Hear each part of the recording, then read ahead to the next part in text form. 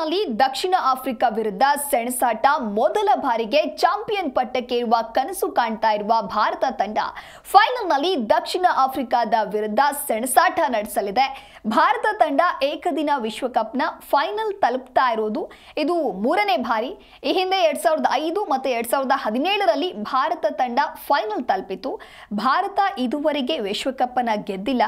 ಈಗ ತವರಿನಲ್ಲಿ ಭಾರತ ವಿಶ್ವಕಪ್ ಬರವನ್ನ ಕೊನೆಗೊಳಿಸಲು ಉತ್ತಮ ಅವಕಾಶವನ್ನ ಕೂಡ ಹೊಂದಿದೆ. ಹಾಗಾಗಿ ಚಾಂಪಿಯನ್ ಪಟ್ಟಕ್ಕಾಗಿ ಭಾರತ ಆಫ್ರಿಕಾ ನಡುವೆ ಫೈಟ್ ನಡೆಯುತ್ತೆ. ಫೈಟ್ನಲ್ಲಿ ದಕ್ಷಿಣ ಆಫ್ರಿಕಾದ ವಿರುದ್ಧ ಸೆಣಸಾಟವನ್ನ ಮಾಡಲಾಗುತ್ತೆ. ಮೊದಲ ಬಾರಿಗೆ ಚಾಂಪಿಯನ್ ಪಟ್ಟಕ್ಕಾಗಿ ಫೈಟ್ ಅನ್ನ ಮಾಡಲಾಗ್ತಾ ಇರುವಂಥದ್ದು ಫೈನಲ್ನಲ್ಲಿ ಸೌತ್ ಆಫ್ರಿಕಾದ ವಿರುದ್ಧ ಸೆಣಸಾಡಲಿದೆ.